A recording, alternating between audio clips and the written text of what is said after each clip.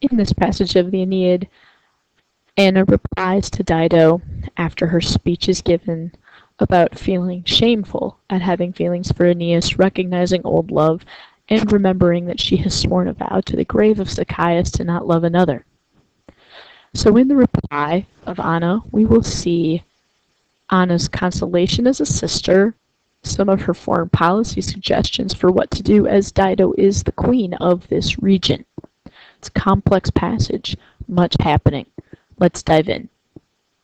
So in the first line of this passage, we'll start with dilecta. This is referring to Dido. The sorori here, as your book tells you, is a thing called the dative of agent. So take sorori as coming with dilecta. Then over here, luce, I want you to recognize as what case, what number? Ablative singular. Good. What use of the ablative do you have here? That's entirely dependent upon magis. More than light. Okay? I'll let you figure out how to put the rest of that together. In the next line, we have the present participle mairentes. Again, the NS describing Dido there. We also have, and your book is useful here with the macrons, perpetua iuventa. Okay, so sola also describing mairentes. Are you alone? Mairensing. And the form of carpera here is a unique and interesting one. And your book tells you it's the alternative form of the second person singular passive. So are you consumed? Are you consumed? Alone, weeping, with perpetua iuventa. So will she waste all of her youth in such a state?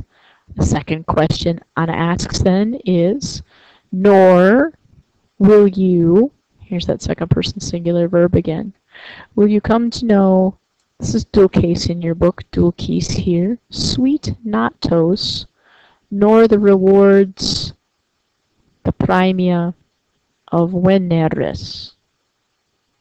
She has one more question left, trying to get at her sister and bring her from sobbing to moving forward.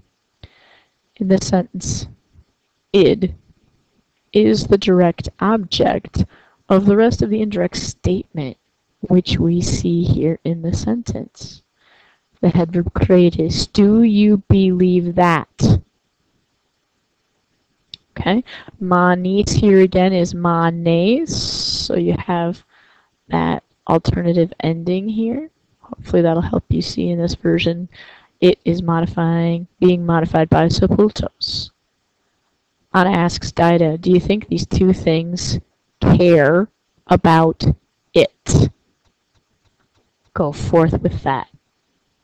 Okay.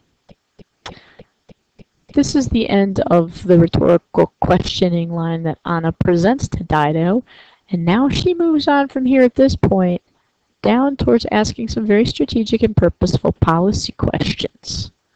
So be it, she says. Here's what hasn't happened so long as she's been in Tyre. What hasn't happened is that any of these guys, this is the arunt ending alternative, no mariti, have flexerunted te aigram. There's an implied te there with aigram. Then Anna tells you where these things have happened. Non Libiae, non ante Tiro. This is something which will prove to be very significant in the plot development of Book 2. De spectus Iarbas. Iarbas is someone I'll ask you to look up his name in details in your Mandelbaum glossary. You need to know who he is. So Iarbas and the Ductores Alii. These guys, these are some of the Mariti here. Then the relative clause beginning close, the direct object. Whom? Whom? The Africa. And your book has a comma here and here, setting this off. You have a little appositive talking about what Africa is. It is dives, a land that's dives with triumphis. Okay, there's some political backstory there. And we'll leave that at that for now. Okay, so these guys whom the African land, Africa, nourishes. Anna shifts gears here. She asks Dido again a direct question. Will you even fight something that is a praetor amori? She says, I know you haven't dug on these guys, but what about something which is placitus? Okay. Now we get a little more intense about the condition or the physical geography where Carthage lies. Nec venitit mentum. Nor has it venited into your mentum in the arvis of whom you consideris.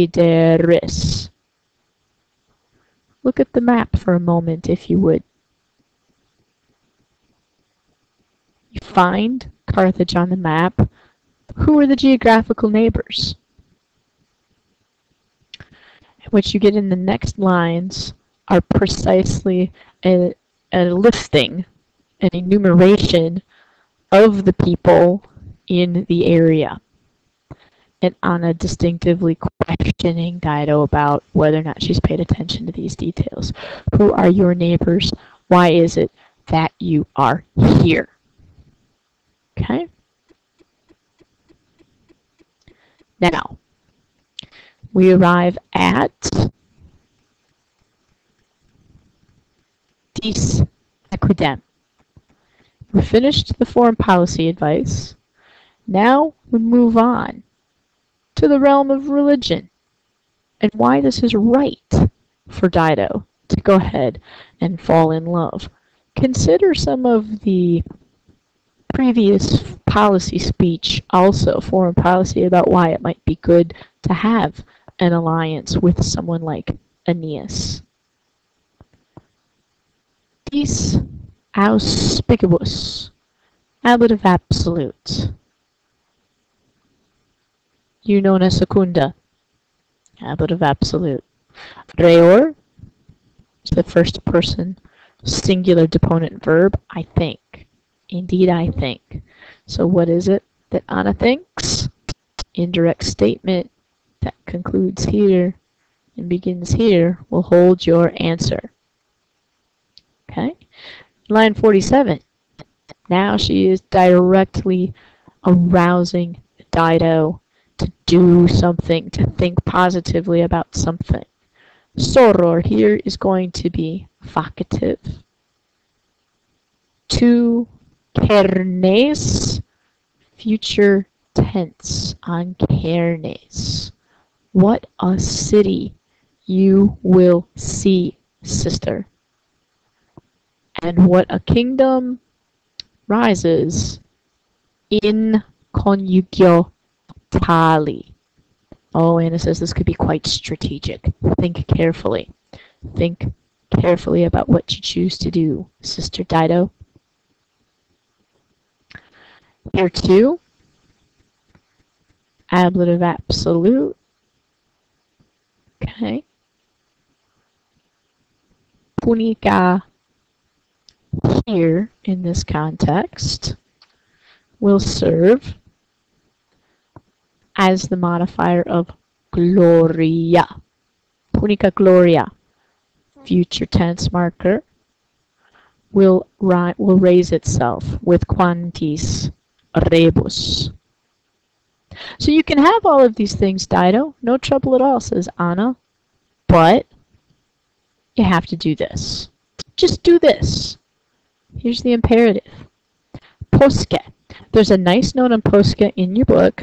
I feel really guilty telling you to look in your book that it's a valuable resource, yet for here it is. It is a verb that often in prayers takes two accusatives. Demand from this direct object, this direct object. Sacris calitatis is also an ablative absolute. Might need to rely on a different resource, perhaps try the Virgil project to define this verb. And now here's your second imperative, dulge. And your third imperative, inecte. So do this, then do this, and lastly, inecte causas morandi. The ND form, what is that? Is it describing another word in the sentence? In other words, does it agree in case, gender, number with another word in that line? No, it does not. So it is not the gerundive, but it is the gerund. Okay, so that's the gerund. And do this, Anna says, while there are three separate facts in play right here. While the he aims, this is your subject, it does something to the pelago, and so does aikosis orion. Consider, if you pay attention to constellations in the winter especially, the constellation Orion is very dominant in the winter sky. So when the winter season arrives, that's when you see watery Orion because he's over the sea. Okay? So while that is happening, and while the ships are in this condition, and while the sky is non tractabile, that is where you seize upon inecte causas morandi.